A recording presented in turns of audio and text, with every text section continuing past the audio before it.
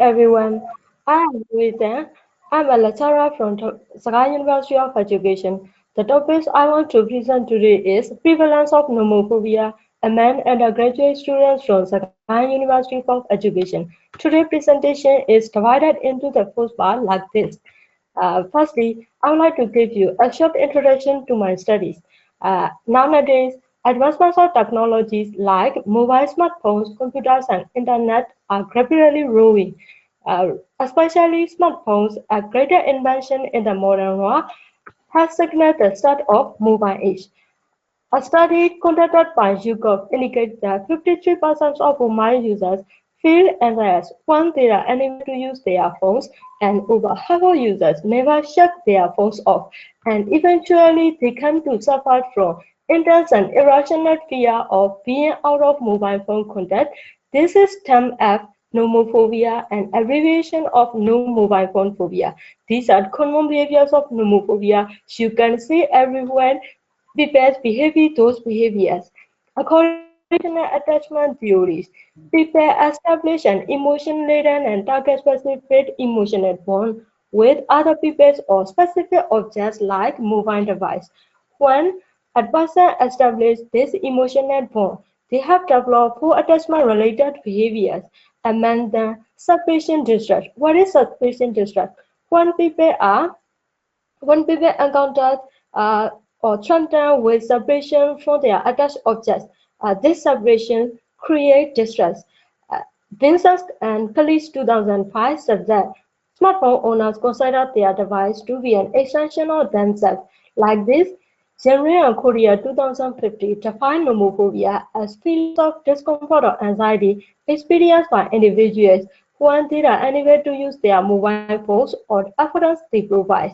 In Myanmar, 2019 census report indicate total official population is 54.1 million, but number of mobile active subscription this year 56.57 million, surpass the total official population.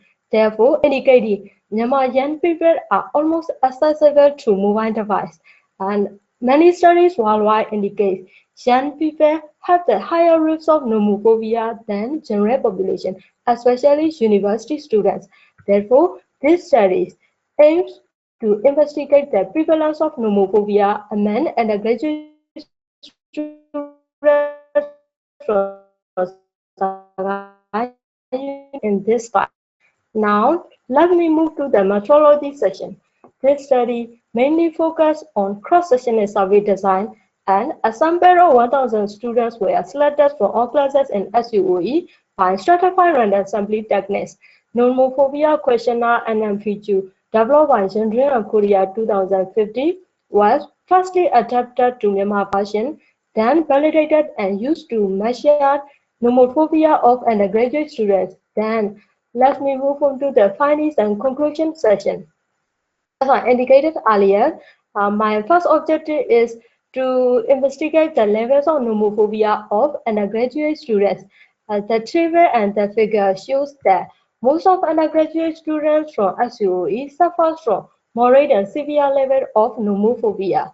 Then, the second objective is to compare nomophobia by gender, and the results show that there is no significant difference in nomophobia by gender.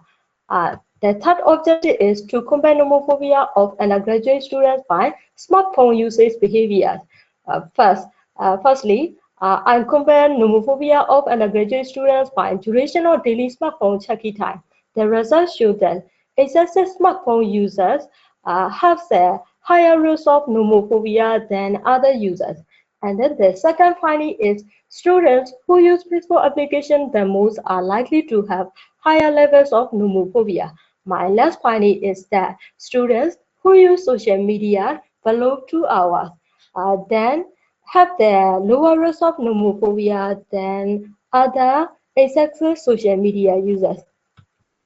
Then finally, I want to move to the discussion and recommendation sessions. As I described earlier, the main aim of my research is to investigate the prevalence of nomophobia, and the research shown that most of the undergraduate students in SUOE, specifically 91.7%, suffered from moderate and severe level of nomophobia. Comparing with the previous research, Aurora and Chakoti 2020 made a review of 90 studies conducted in 11 countries, indicates that students with severe level percentage of students with severe levels of nomophobia range from 8.5 to 22.1%. But unfortunately, this research found that 35.2% of students in SUOE suffers from severe levels of nomophobia. This last statistic shows that students in SUOE have the higher risk for nomophobia. What does this mean? Nomophobia is a rapidly growing problem in SUOE. Right then, our duty is to find out why nomophobia prevalence rate is so high among SUOE population and which factors create this condition. Which part of this create this condition? Factor one is using smartphone over 4 hours a day. People use smartphones for a variety of reasons, example, getting novel information, ease of mobility, etc. These reasons make people to greatly dependence on mobile phone in life. This dependency create nomophobia. Moreover, examinations of individuals' items in the instrument indicate that students have the highest mean score in the following 7 items. By summarizing these 7 items give 3 things, namely communication with important others, using capabilities of smartphone and getting novel information. These 3 reasons create nomophobia. Then the next further is using Facebook or Facebook addiction create nomophobia. The last reason is excessive social media usage. Why students use social media excessively? A study in 2019 indicated students in SUOE have higher levels of loneliness. Social network enables adolescents to escape from feelings of loneliness. Therefore, students in SUOE use social networks and get it immediate rewards such as self-efficacy and satisfaction. Therefore, zero factors can create nomophobia.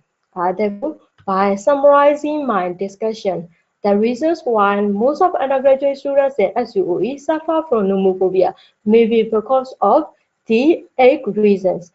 Therefore, I want to suggest the following ways to reduce nomophobia of undergraduate students. Finally, I want to conclude my research by giving recommendations for future research.